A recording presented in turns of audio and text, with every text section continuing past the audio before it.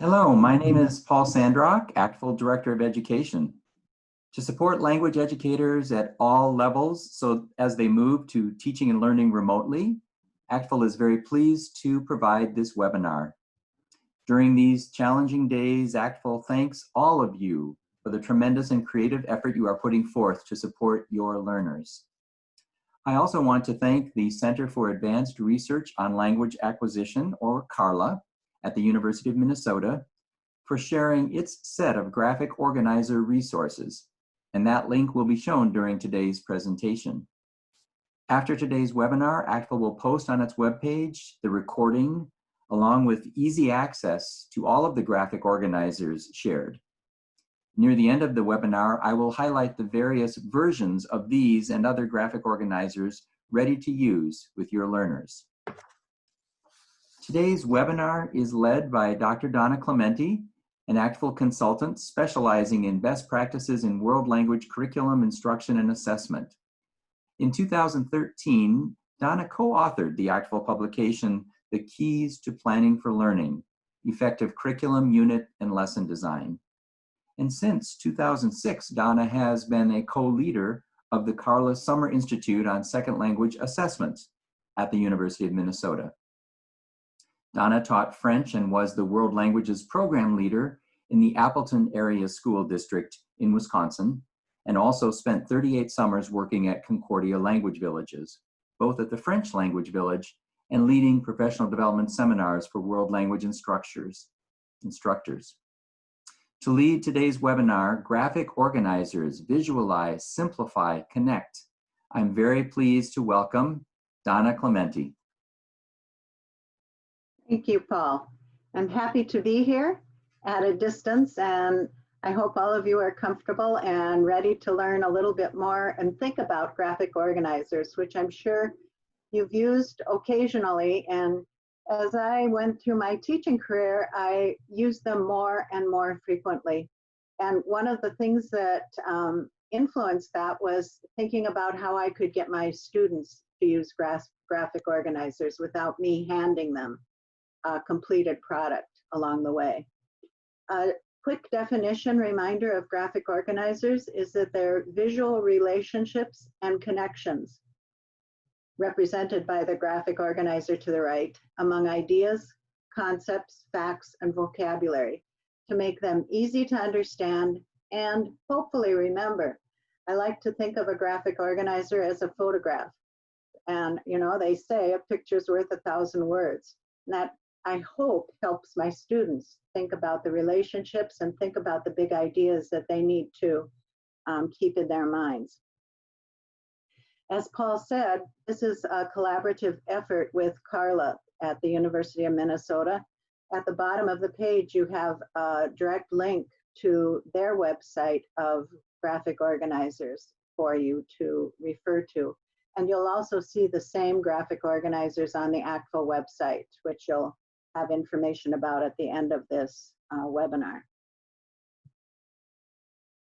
Graphic organizers, most importantly, I think, for you to keep in mind is that they help communication in all three modes.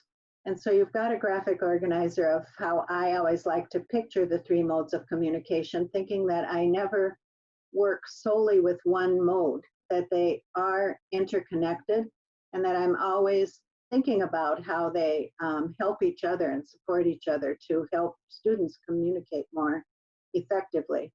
So with the interpretive mode, I think of it as a way to help students unlock written and oral text, a text they might be reading, a video clip they might be watching, and helping them focus on those key ideas and concepts.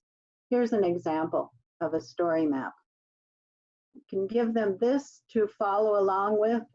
Could be a graphic organizer for a written text that they're going to look at. It could be for a video that they're going to watch about a person or a story or whatever.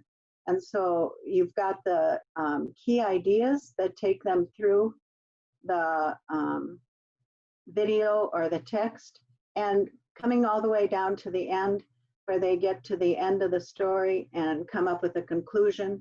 And then always thinking back to what's their reaction to that story. Here's a partially filled graphic organizer for the comic book Astérix, Chez les Bretons.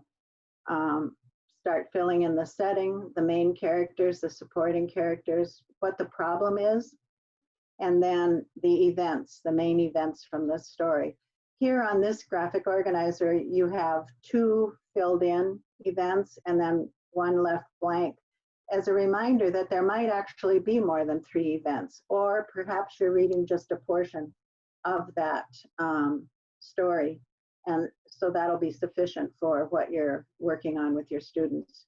And then space for the conclusion of the story and then their personal review or reaction, whether they liked the story, what they enjoyed about it, what they learned from it, etc. So interpretive mode for listening, speaking, viewing, to help them focus on what the most important ideas are. The next one is the presentational mode, and that's to encourage the students to be able to organize their ideas for written and oral presentations. Here's a planning chart, and they're going to write something. They might have choices as to how they're going to respond to a prompt that you give them. Or you might be specific in telling them what the purpose for writing is going to be for the piece that they're going to create. What I like about this planning chart is that there's that second area that's all about audience. I can remember myself as a teacher talking about audience, audience, audience, but I never really highlighted it like it does on this particular graphic organizer. Here is a completed version. For this particular one, I said that the purpose for writing was to write a description. And you'll see later that I'm using the theme of heroes and superheroes. And so they're going to work on a description. And I filled in some ideas of how they might think about that audience, that their audience for this particular assignment is really their classmates, because they're all going to be working on different heroes and superheroes, and then they're going to be sharing what they've created. And so they have to think about the people in their class and maybe the next door class or maybe the class across town or whatever, and think about what their language ability is and how they'll be able to interact with what's being prepared. What do they already know about the topic? Really important, so that they have that background knowledge in mind. This is a little easier because they're working with their classmates, so they have this shared experience of having worked on this unit together. In other cases, they might have an audience that is their sister school across the pond, if you will, and that might take a little more conversation about it. Another audience might be for a display that's going to go up in their school, and then that might be a variety of people who are familiar with the units that are done in the language classrooms or not. And so then they have to think about what kind of information will be important for that particular audience. What do I want them to learn about my topic? What makes my subject a hero or superhero? That they, by the time they get done with reading my description, that they have a good idea of why that particular subject is a hero or superhero. And then the final question in that graphic organizer of what details will make my topic interesting? Many times when students write about a person, they make it into a really boring, he was born, he died, he went to school in, and it's a list of facts that aren't really too exciting. But if you have that last question for them about details to make their topic interesting, in this case, I said, how about an anecdote about a heroic action that hero or superhero completed? That makes the description come alive. So again, a planning chart to help the students think about what they're going to be writing about instead of write a description of a superhero. Go. I hope that this is scaffolding that helps them create a more interesting product. The last one is interpersonal. And this one, I think, I've thought a lot about it as I was working on this presentation, because I thought of the challenge for our students to be in that interpersonal mode where they have to contribute to a conversation or a discussion. And, you know, there's that big word again about it being spontaneous based on what they already know. But I think that we can scaffold a successful interpersonal discussion or conversation with a little help from a graphic organizer. And I don't think that's necessarily cheating where they're in the classroom and they're learning how to think on their feet and use that language without having memorized a dialogue or conversation, etc. And so here's a graphic organizer that might work for that. And I call it a resource, sort of like a cheat sheet, if you will, and let them create that before they go into that discussion with a few words or phrases that they want to remember to use in their conversation. That vocabulary that we're trying to encourage them to add to their current repertoire takes a long time to seal in their brains so that they can just spontaneously pull it out. And so I think that with that word or phrase bank, they've got an opportunity to remind themselves, oh, I want to use this word or that word. I just learned it, but I wouldn't necessarily be able to pull it out of the air. So I want to keep some notes to myself. Some key information that, again, I'm concerned that they have a rich discussion with their classmates. I'm not testing their memory. I'm testing their ability to share interesting pieces of information. And so a few notes to themselves about what kind of information they would want to share with their discussion group can be very helpful and can also be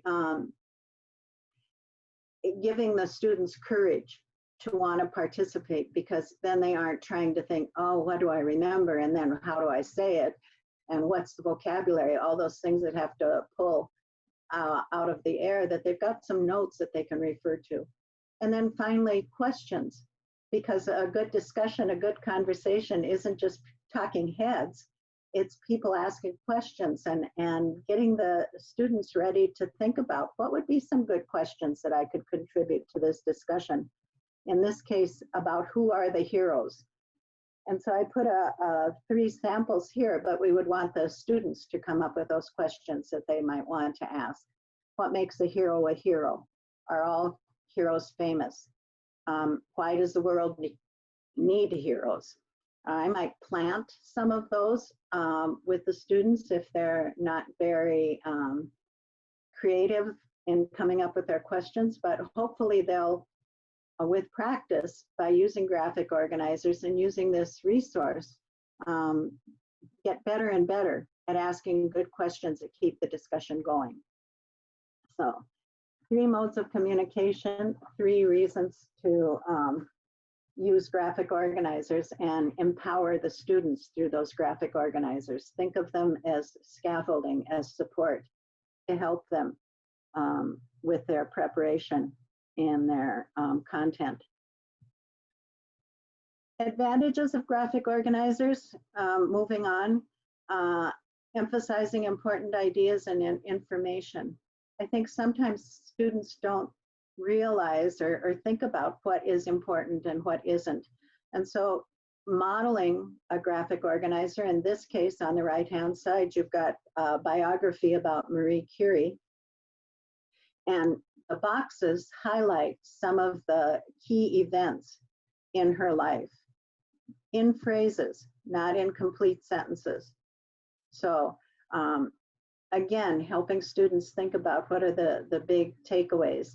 At the top of the graphic organizer, I subtitled it A Legacy of Firsts, because she had so many firsts in her career.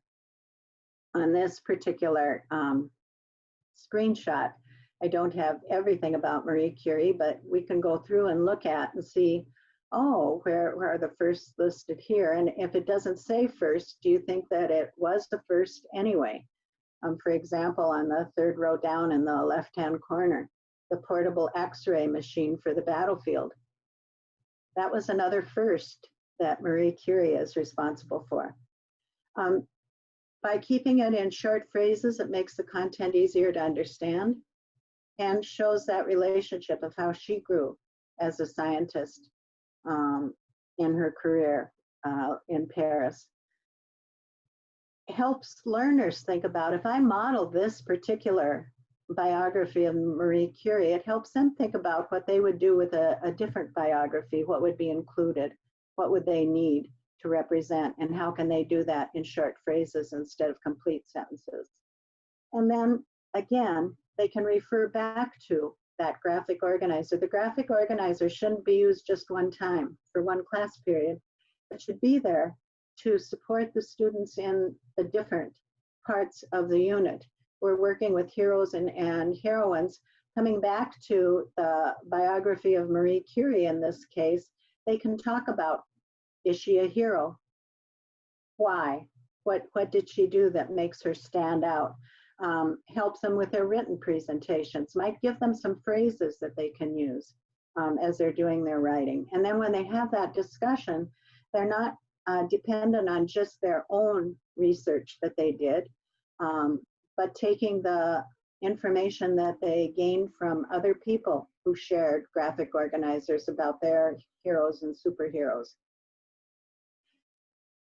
Very helpful to have that. Again, think of it as that support, as that scaffolding that helps the students say more in the target language instead of being quiet because perhaps they can't remember. It's not that they don't have ideas, it's that they can't think of how to say it in the target language. And I think we're all about helping kids say more. And the more that they're using the target language, the more they're going to remember. Successfully using graphic organizers is, first of all, to keep it simple. And that's so important. You'll see some of the sample graphic organizers on the CARLA website, and some of them get to be pretty complex. You think of all the lines and arrows, etc., and that can serve a purpose. But there's beauty in simplicity, limiting the number of ideas, avoiding complete sentences. Even on this one to the right, on this slide, you notice that I didn't make a complete question. I just said music, why? To remind the students that that's what we're talking about. Why do we have music? Okay. Using labels and arrows to show the relationship that in my world, the three modes of communication are interconnected and that there's not a single order for them. They go back and forth, so that's why you have the double-ended arrows. And then finally using color to connect similar ideas. In this case, because the organizer is very simple, it's all in shades of blue because I really wanted the students to remember that what they're learning about when they do reading, listening, viewing can be used in what they discuss interpersonally, in what they write about or what they present to the class in a presentational mode, that they're all interconnected, that it's not, we're done with that, now we go on to the next. It's back and forth all the way through their unit of instruction. So keep them simple. Teach the students how to use them. And you're going to get the links to the blank templates that you can use to help model the graphic organizers, but perhaps even more important than you being able to give them a certain graphic organizer and model how to use it is ultimately you want them to have that resource of finding graphic organizers and use them themselves. You know, some graphic organizers are more appealing to some students than to others. And there can be more than one way to imagine how information is connected. So maybe with the graphic organizers, after they've practiced with a few and used a few under your guidance, then they get to choose for that next unit what kind of graphic organizers they would want to use to collect information, to process information, and then to discuss, and let them have that choice. But first they need to learn how to work with them, with you modeling. And it's always a good tip as you're modeling for the class that you complete a portion of a graphic organizer, and then have the students work in small groups or pairs to complete that graphic organizer, and then ultimately take that and be able to do a similar graphic organizer on their own. It's that lesson plan format of I do, we do together, you do together, you do alone. So first I model as the teacher, then I ask the class to help me fill in another part of the graphic organizer, and then I turn them loose to work in pairs, not by themselves, pairs or small groups, to complete the rest of the graphic organizer. And ultimately you could give them another blank template to take and complete on their own after they've had that process.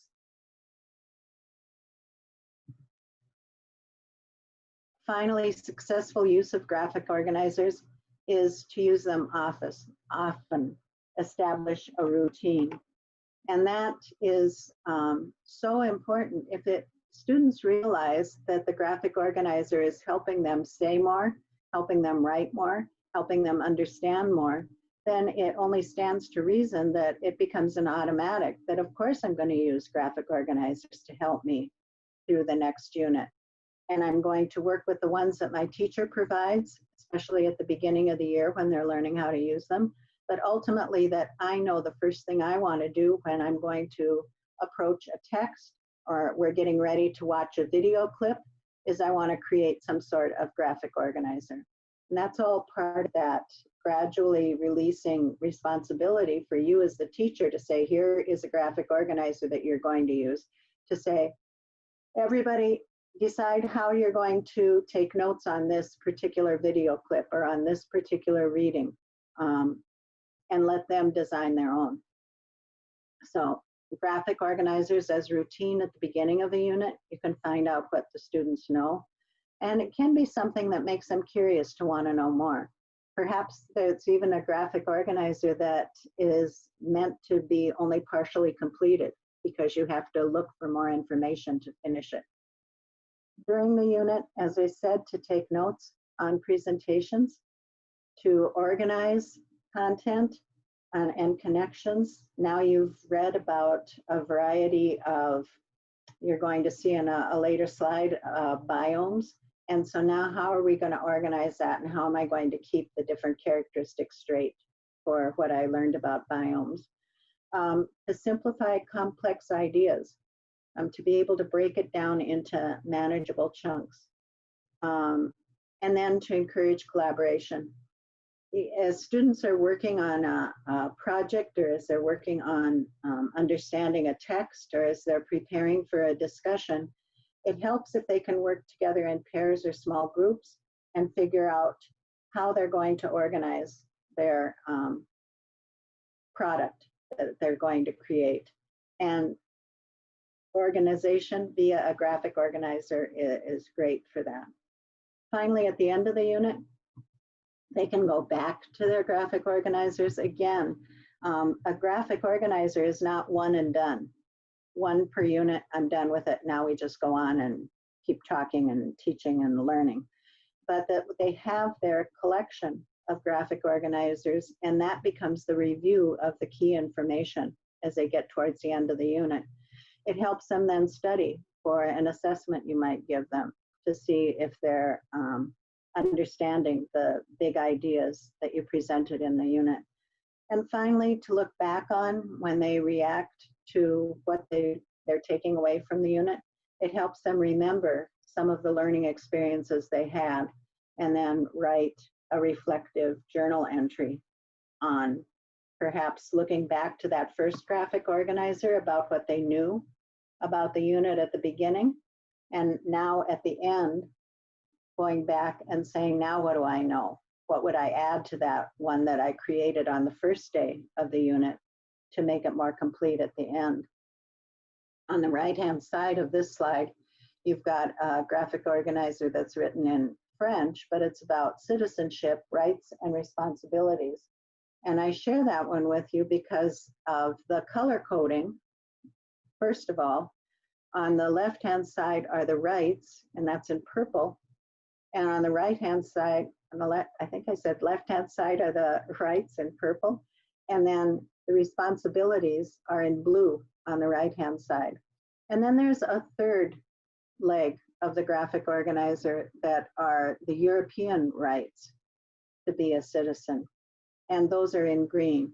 So right away, you've got a snapshot again of rights, responsibilities, and then the bigger European view of rights and responsibilities that are added to that. They are a great review tool for students and helping them envision that as they work with those concepts. So there's my message: visualize, visualize, visualize. Graphic organizer is so important for that, and the research supports it. We've got 2 articles specifically talking about the power of adding a visual to anything that is presented in text. It really does cement those ideas in students' brains. So, graphic organizer, I've used a Venn diagram. It's a pretty exciting one, hero and superhero. It's a visual because it's a Venn diagram, but it's a pretty boring one. What happens if you do this, where you've got, we're talking about heroes, now you've got a lot of different heroes, and to make that Venn diagram more visual, what happens if we do this? We move those images to the side of hero or superhero. I skipped over this slide because all of the images that you see on the hero and superhero come from Creative Commons. I wanted to make sure that you were aware of this site because it's very rich, and they're providing us with images that are free for us to use when we're trying to create some more visual impact to what our students are learning. So much more interesting than just writing words on that Venn diagram. Add that visual element to support it. And it isn't that hard when you've got a resource like Creative Commons to help you find those that are there and available for all of us to pull from. Adding to that, that overlap is then to add that word qualities. What are the things that a hero and a superhero have in common? This could be done then as a discussion after the students have created their hero and superheroes, then talking together about what are the things that they have in common. And then they could also add what are the unique features of a hero versus a superhero in the Venn diagram. Here's another way to think about taking that information that came from the Venn diagram and do what with it? Create another graphic organizer. Who are the heroes? Think about some of those qualities that they talked about, and then decide how they would describe that for a hero, how it would be described for a superhero.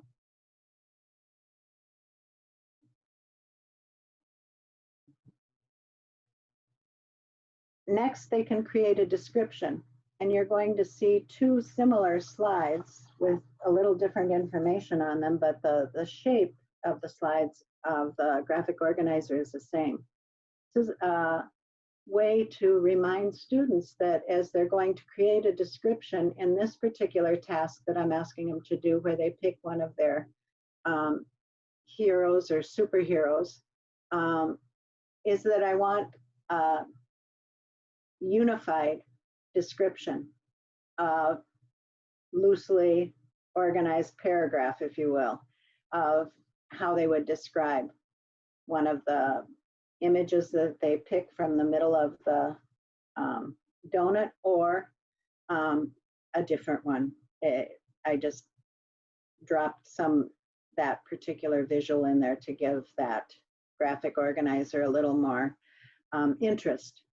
So I want them to pick a quote related to their hero or superhero. I want them to be able to describe that person briefly and also talk about their personality, what they like to do, occupation. It would depend on where my resources for them finding information as to what I might actually put there, and then the role in the story. But what's important about this one is that there are no bars that isolate appearance from occupation, from role in the story, from pastime, from personality, because I want the learners to think of it as a unified whole, not isolated sentences. I want them to have that sense of paragraph, if you will. Look at the next one, and I put in the spaces, the bars that are breaking up a scientist from a musician from a painter, and who are the heroes, because this is more like picking one of the professions and then exploring that profession, finding someone who represents that profession, and then perhaps going back and using some of the characteristics here to create that. But in this case, I put the bars between each of them because I want the students to focus, pick their focus. Do they want to pick a musician? Do they want to pick a painter, etc.? And then go beyond that. I could even have some choices in the next tier of that donut for them to opt for or to look up information on their own. So again, that visual, the difference between no bars separating those and then hopefully the message that it's sending, or this one, where it's simply a tool to help them think about who do they want to explore, what kind of profession as they go. Donna, let me interrupt with a few thoughts that have been coming in and trying to pull together some of the great questions and great comments from our participants. Thank you so much for really talking through this whole process, guiding learners through these graphic organizers to help them visualize content, facts, ideas. And in thinking about the link you made with the 3 modes of communication, do you see graphic organizers as perhaps an alternative to the traditional types of comprehension questions that often we see in an interpretive task? How does this strengthen their learning? Even a way, perhaps someone suggested, is this a way to bring in new vocabulary and re-enter vocabulary?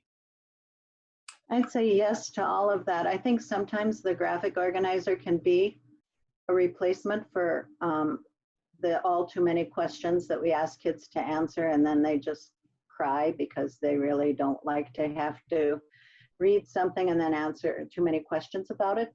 So it can serve that way to highlight those big ideas and help them replace those questions. But it also can be a way for the graphic organizer to serve as that scaffolding, that resource to help them answer those questions afterwards. Because if they completed the graphic organizer as they were doing their reading with some of those key ideas, then hopefully the questions that were worth asking will be answered by looking back at the graphic organizer and how it helped them think about the text that they read or the video that they viewed. So I think that it's can be used in multiple ways. And we're going to talk about vocabulary in the next series of slides, but certainly also, you know, we talked about that interpersonal in particular, where it's hard sometimes for students to incorporate new vocabulary when they're trying to think on their feet. But I think that scaffolded, getting them to the point where they can be confident interpersonal communicators, giving them some support with some of that new vocabulary on their resource card or whatever for the discussion they're having is very helpful. So Donna, also, this really gets into the idea of going to higher order thinking skills as well. So rather than asking those low level questions, it seems like you're really trying to get the students to think, to analyze, and this is the tool through which perhaps they can be doing that. So it leads to the last question I'll leave at this point. Are you having students fill this in English or in the target language? As much as possible in the target language. I think there's, when they're in class and they're working in class and they're supported with the vocabulary, the teacher, their classmates and what they're doing, target language for sure, it is easier for them to maintain. We've got kids all over the place now where they're learning at home, and that graphic organizer, are they going to do it in English or are they going to do it in the target language? I'd say both. Maybe they need to write some notes to themselves in English first, and then after they're done, think about how that would be expressed in the target language. Because that's another step in how our brain works, is figuring out, I know what the answer is, but now I have to think about how I'm going to say it in the target language. And that's an extra step. So maybe, you know, when they're working independently, there's going to be a combination of them jotting down some ideas that they were able to take away from watching a video clip or from reading a text or looking at an advertisement, but then thinking, okay, but now I have to communicate that. How am I going to do that in the target language? And you might see some more ideas in the next slides. That's really, really helpful. I think we're seeing it as a thinking tool, and to capture my thinking, which is going to be in perhaps a jumble of languages. And then the presentational or the interpretive or the interpersonal tasks are coming out of that. Thanks so much. Okay. So we'll go on. And remember, the first one was visualize, giving the kids the images that help them decode. And again, that image helps them decode without having to resort to English, because they can see meaning in what they're looking at. Next one is simplify. Provide scaffolding to move a student from a dependent to an independent learner. And we have to remember, when these kids are working on their own, they aren't going to have the teacher at the ready to come up to their desk and help them figure things out. So we want to always think about how we set up that scaffolding to take them from being a dependent learner, what they might do with a group when they meet together synchronously, to then how they take that and do another graphic organizer or finish one and have to work on their own. Here's an example. I told you we'd go back to Astérix and this cartoon that was one of my favorites to teach, Astérix, Chez les Bretons. And this is a CARLA graphic organizer that can be used pre and post reading. And you see that that pre and post reading is starting with what the background knowledge, what they might know already about Astérix, and they write that down, what they want to know, and that again might need some prompting, some help with their classmates and teacher to think about what they want to know. Then to look at the cover of the cartoon book and what they know already, and what do they think this story is going to be about, and jot down some ideas. That prediction is a really important step to unlock learning. So think about that. And then the final column is after they've finished reading the excerpt or reading the entire cartoon book, what they learned. And then they can go back and see if their predictions were true or false or partially true. And were they able to answer the questions of what they wanted to know? And maybe in some cases, their questions are going to remain questions. And then the next step is to say, so where would you go to find those answers? What else could you look at? At the bottom of this particular slide for the French teachers, I linked to the cartoon book that can be downloaded for free in French, full color. It's wonderful.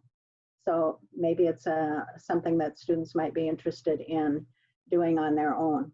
And I'm sure that there's a gazillion others in other languages. I just happened to pull this one in French, being the French teacher that I am. So graphic organizer, know, want to know, predict, and then come back to it at the end to say, what did I learn? This is another way to take the vocabulary that they're working on and help them build what you see on this one, interesting sentences. You know, again, the basket of actionable vocabulary for the kids is small compared to what we hope they grow into. And so this was a 5W graphic organizer from CARLA that I thought was just great to encourage students to think about how to create an interesting sentence. So 5 W's, content for those 5 W's. First they answer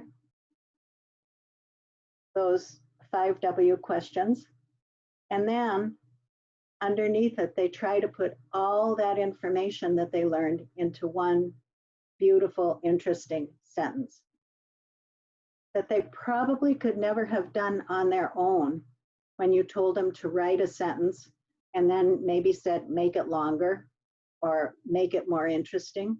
This is a great tool to help them figure out how those pieces might fit together. And again, you might have to look at how you structure the phrases as you help them work together to figure out how this particular graphic organizer works. Because if you look at the second column where it says what, in the one that I did, I used the infinitive to succeed in resisting the Romans. But then when I made the sentence, I had to conjugate that particular verb so that it came out as a complete sentence. So just a little tip, you could have given them the phrase as it was. And this is one to help them eventually make their own sentences. I think they have to start with models like this, where you say, okay, here are all the pieces. Can you put it together into a good sentence? And let them practice with that several times before then they can create their own and exchange with their partners or whatever, getting them to use more language in more interesting ways. The last one is connect. And that's probably what we automatically think of with graphic organizers, is the ability to connect ideas.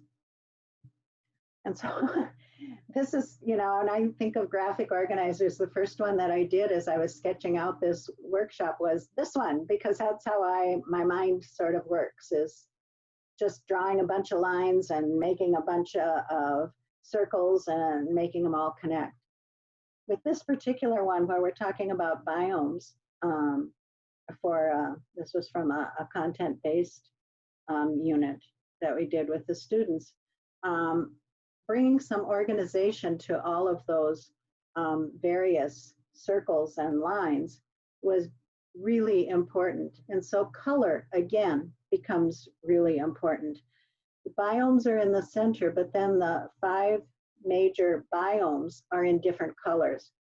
And then connected to those biomes, still in the same basic color, but a lighter shade, is the information that students need to collect about plants, animals, climate, and location for that particular biome. So color is really important with graphic organizers. If it's all black and white, it's not as memorable as if you can color code it. And if you can't have color computers, color printers, and you're not sure the students can take these and fill in their own graphic organizer, they can always color code themselves with colored pencils and crayons. But when you go to the ACTFL website, you'll see that this particular graphic organizer is already color-coded for you. So it's there for the students to use and complete online.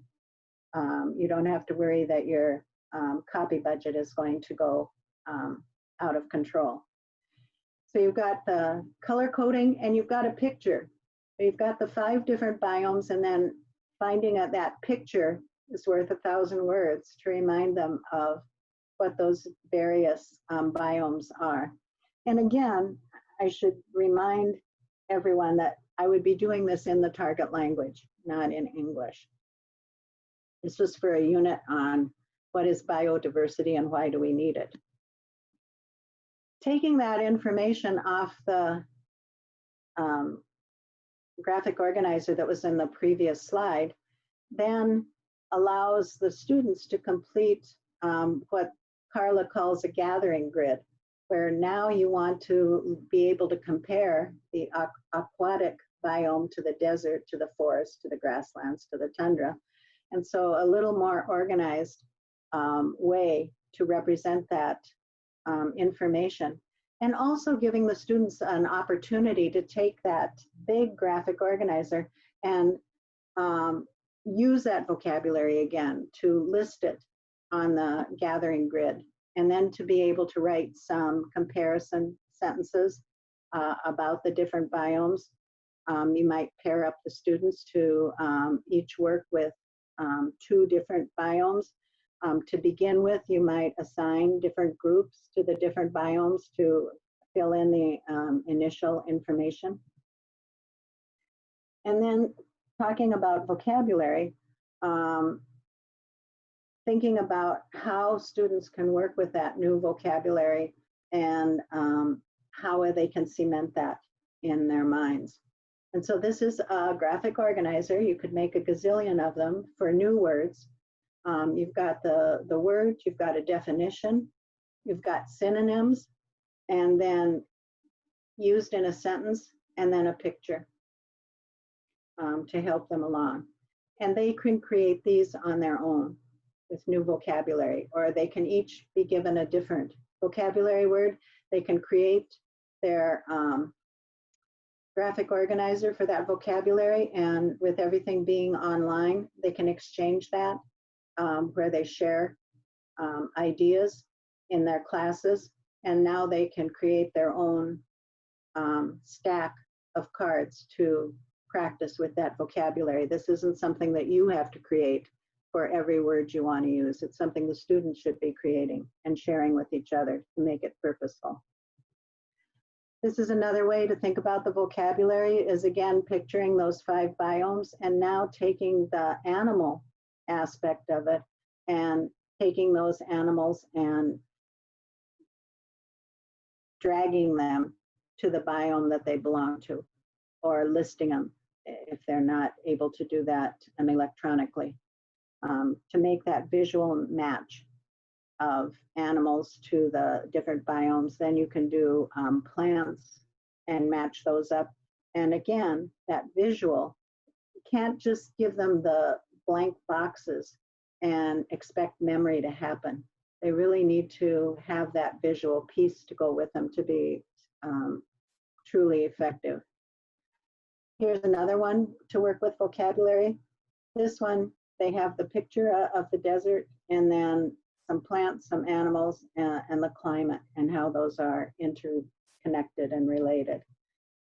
This particular one, visual that I used, I would have to be honest with the students, have them circle the plants that they see in the visual, the animals that they see in the visual, and maybe they can draw and add others that are part of the desert biome, and then the description of the climate.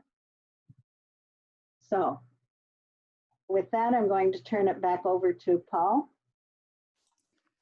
Thanks, Donna, so much. And before we make too much of a pause from your wonderful presentation and all the ideas you've shared, this is really talking so much about the student ownership of their learning, and many people have been making comments about how this is very empowering of your learners.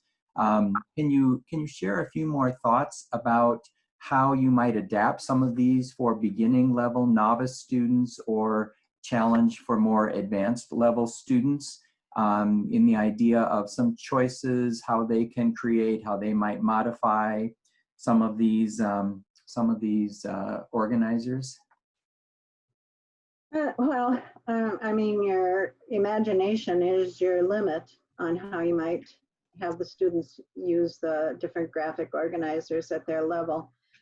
In some cases, I think people look at graphic organizers and think they're for beginners because it is about using words and phrases. But when I think of my students, and I taught first year to advanced placement level, I think of my students who are more advanced, and my challenge all the time was giving them richer vocabulary. And so these same graphic organizers that you think of with words and might think of as simple can be used to stretch the students in how they would describe. If we look at the left-hand side on this slide here where it's hero and superhero, you've got the qualities in the middle of the Venn diagram that the students can identify as being common to both a hero and superhero. But then when you think about the hero side of it, how would you describe a hero? And what makes that hero different from a superhero? That's why I wanted the students to start with the qualities that are common to both hero and superhero. But what makes a hero different from a superhero? Basic one being a real person versus someone from fantasy, from fiction. But now they have to be able to say that. They have the vocabulary for it. Do I have to provide them with that vocabulary? Am I thinking about wanting to talk about who are the heroes and superheroes, if you add that to it, and think about what kinds of readings, what kind of images would we look at first, and just start brainstorming and describing and teaching some of that vocabulary as they go, and writing short descriptions. You could take any one of those images of the heroes and superheroes and work in groups to write a description of those different people, what they know about them, share those descriptions back and forth. So I think, you know, for the beginners, it might be things as simple as nationality. It might be male, female, might be old or young. It might be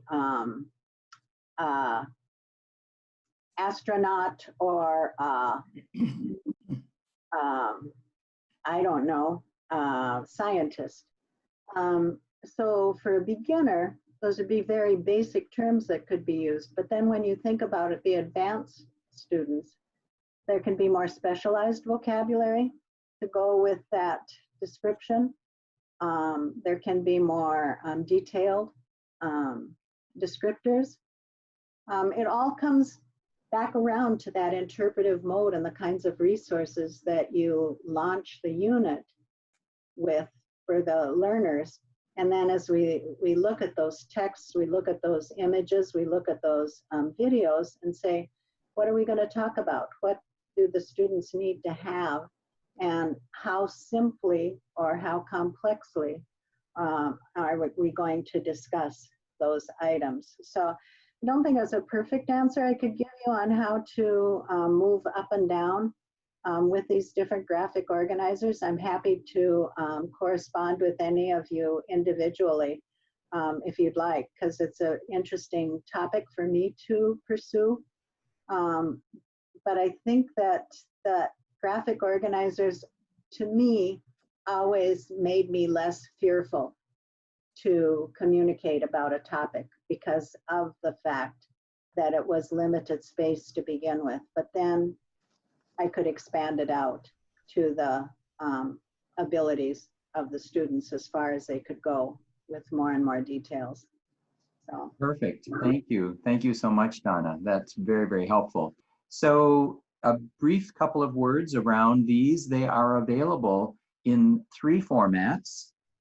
One is going to be as Google Slides, one will be as Google Drawings, You can leave it on that first one, Donna, thanks.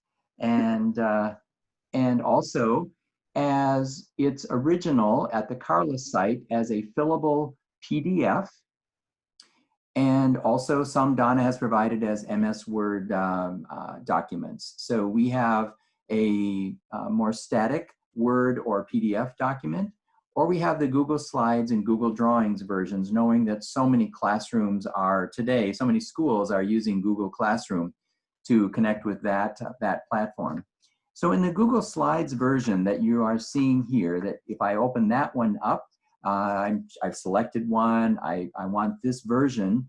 The minute you click on it, it'll right away ask you, do you want to make a copy? And that is so that the originals will never get contaminated, they won't get changed or converted, and it will automatically, when you click make a copy, it will automatically go right into your Google Drive. So you will have your version to play with, to do anything you'd like with. And it is locked as the background. What you're seeing here is locked in as the Google Slides. So again, as you type in other things or your students do the same, the shape, the size, the arrows, that's all going to stay exactly as it is. The text boxes are placed there so you can type and fill in the shape there. And students can't mess it up. They're not going to alter this in any way. They can make their own copy, fill it in, and turn it in back to you in this remote environment. So on the next slide, we'll look at what the Google Drawings version gives you. It is a way to start to be able to fully edit. It's really very flexible. I have gone in and taken this very one and changed it to have a fourth blue box. I have moved the arrows around and resized them. You could have one arrow pointing to 3 boxes. You can have your students, this is more for you to be able to do that. They could also do that, but what I want to just make clear is that this version gives you complete flexibility if you want to change it and make it fit the particular resource that Donna has been talking about. And that last comment about, well, what if I've changed it and I don't want my students to continue to change it? Well, let's go to the next slide. And this is how you can lock in a Google drawing so that it won't change the way that it is set up. And Donna's going to hit the little animation at the bottom. And I'll just talk through. Thanks, Donna. Yep, right there. Thanks. So as I download a JPEG, I can now go into my drive where it will be. There we're going to my drive because I want to start a new Google slide presentation to access a blank slide. There it is. The default template opens up. But I want to page set up my Google slide because I don't want the generic, I want that image again. So I go in and I want it to represent the size of paper, 11 by 8.5, so that it doesn't elongate and look weird when I or my students print it out or play with it. I apply, and now I want to get rid of those boxes because that's not the image I want. Let me get rid of those default ones. Now I want to add in my Google drawing as the background. So I simply go, upload it, I find it, that one that I had downloaded, the Google drawing that I created. Now I'm placing it on a Google slide right there, done. There, it's ready to go. That's the one that I created. And notice you can't change anything. I can't change those text boxes.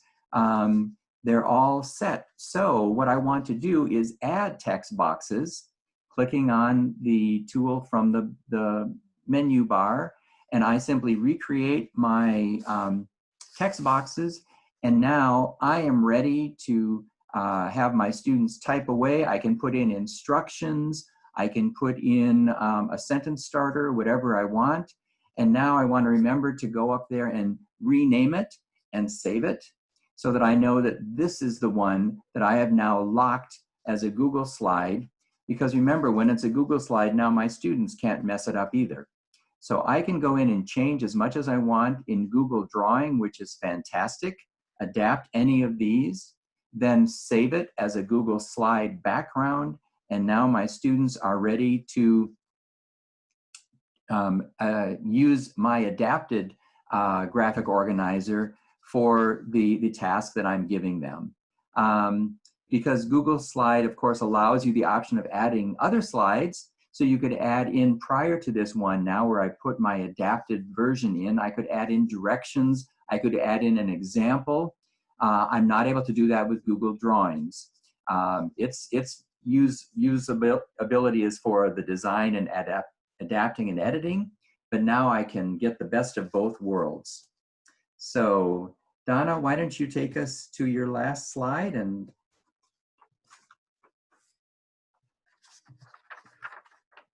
I found this quote and I loved it because I think that's all about how we empower our students to say, I can communicate my ideas in the target language.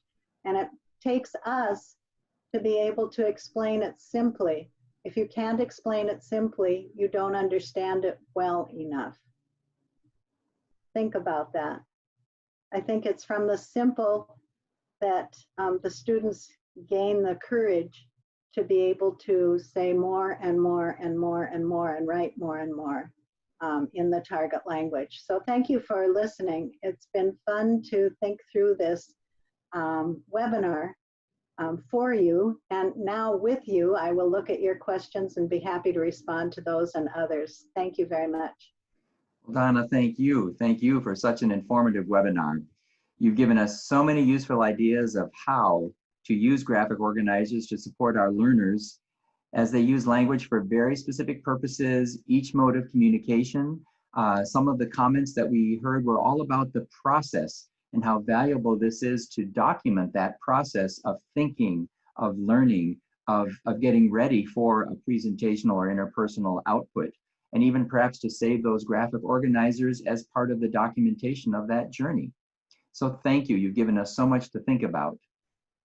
To every language educator, we say thank you for all that you are doing for your learners today, every day. Your learners do appreciate your care and your concern for their well-being, as well as for the development of their proficiency in this second language. Please continue to visit www.actfl.org. Thank you for learning with ACTFL.